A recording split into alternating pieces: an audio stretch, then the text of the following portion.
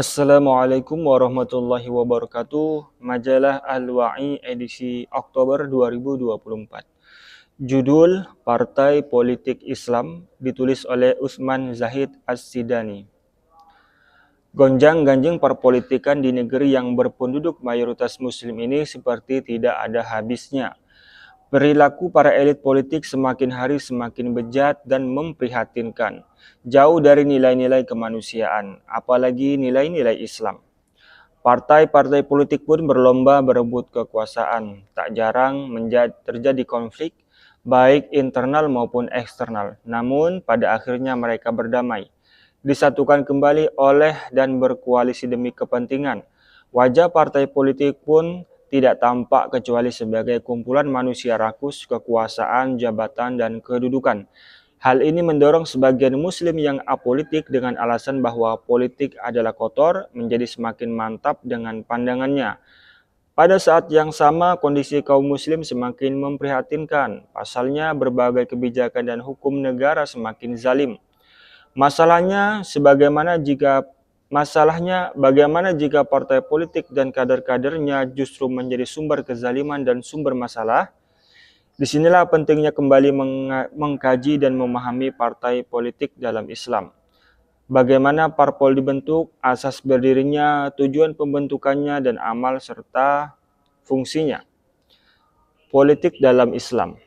Dalam Islam, politik atau as-siyasah adalah ar-ri'ayah, pemeliharaan, pengaturan, penjagaan, dan pengurusan terhadap berbagai urusan umat, baik di dalam maupun di luar negeri dengan syariah Islam yang dilakukan oleh negara sebagai pelaksana dan oleh umat dengan melakukan koreksi dan muhasabah terhadap negara.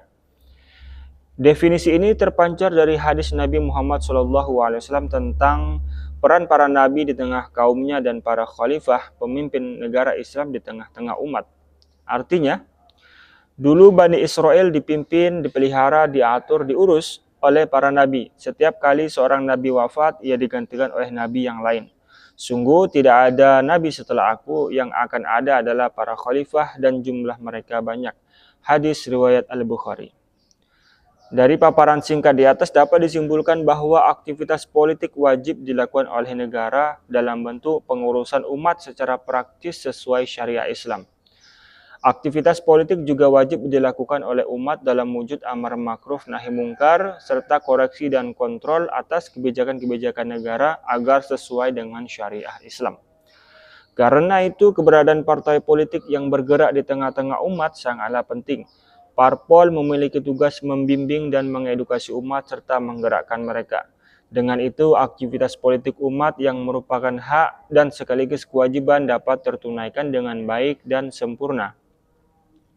Karena itulah Allah memerintahkan agar ada setidaknya satu partai politik yang bergerak di tengah-tengah umat untuk melakukan tugas-tugas di atas. Allah Subhanahu wa taala berfirman, artinya, hendaklah di antara kalian ada segolongan orang yang menyerukan kebajikan dan melakukan amar makruf nahi mungkar. Mereka itulah kaum yang beruntung. Ali Imran ayat 104. Partai politik dalam Islam. Syekh Ziyad Al-Ghazal di dalam kitabnya Masyru' Qanun Al-Ahzab fi Daulah Al-Khilafah menjelaskan, partai politik adalah organisasi yang bersifat permanen dari kaum muslim yang bertujuan melakukan aktivitas politik dengan izin dari Allah sebagai pemilik syariah. Dari definisi di atas, dapat dipahami bahwa partai politik di dalam Islam ada karena diisikan oleh Allah. Karena itu, mendirikan partai politik tidak perlu mendapatkan izin dari pemerintah. Sebabnya Allah lah yang telah mengizinkan, bahkan mewajibkan sebagaimana dalam Quran Surat Al-Imran ayat 104. Partai politik dalam Islam juga berdiri secara permanen, tidak berhenti pada masa tertentu. Juga tidak berakhir hanya karena para pendirinya meninggal dunia. Sebabnya, politik mengontrol kebijakan negara dan melakukan muhasabah serta amar makruf nahi mungkar merupakan kewajiban yang permanen.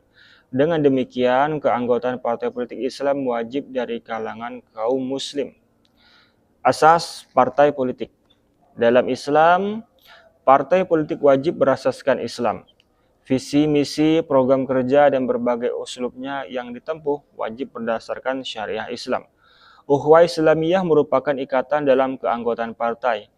Ikatan kepartaian tidak boleh berupa kesukuan, mazhab, ras, dan lain-lain. Semua itu adalah asabiyah yang diharamkan oleh Islam. Allah Subhanahu wa taala berfirman artinya, "Berpegang teguhlah kalian semua dengan tali Allah dan jangan bercerai-berai." Quran surat Ali Imran ayat 103. Nabi Shallallahu alaihi wasallam juga bersabda artinya, siapa saja berperang di bawah panji buta, marah karena asabiyah atau menyerukan asabiyah atau mendukung asabiyah lalu dia mati, maka matinya adalah mati jahiliyah. Hadis riwayat Muslim. Tujuan partai politik. Tujuan partai politik dalam Islam adalah mendakwahkan Islam, amar ma'ruf nahi mungkar, melakukan muhasabah dan kontrol atas perintah. Melakukan muhasabah dan kontrol atas pemerintah. Lihat Quran surat Ali Imran ayat 104. Rasulullah SAW bersabda artinya, sungguh akan berkuasa atas kalian para pemimpin. Kalian akan melihat perbuatan makruf dan perbuatan mungkar dari mereka. Siapa saja yang membenci kemungkaran mereka, sungguh dia telah bebas. Siapa saja yang mengingkari kemungkaran mereka, sungguh dia telah selamat. Namun, siapa saja yang ridho dan mengikuti, sungguh dia celaka. Hadis riwayat Muslim. Boleh saja partai politik menjadi sebuah jalan menuju kekuasaan.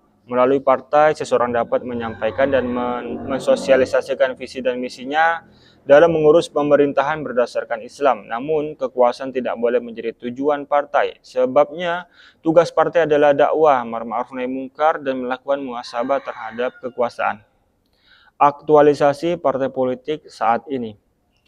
Pada saat adanya pemerintahan Islam, khilafah Islamiyah, partai politik dibentuk untuk melakukan dakwah, berkonsentrasi pada amar ma'ruf nahi mungkar di tengah-tengah umat, melakukan edukasi politik kepada umat, melakukan kontrol dan koreksi terhadap pemerintah, serta menjaga penerapan Islam oleh negara baik di dalam negeri maupun di luar negeri.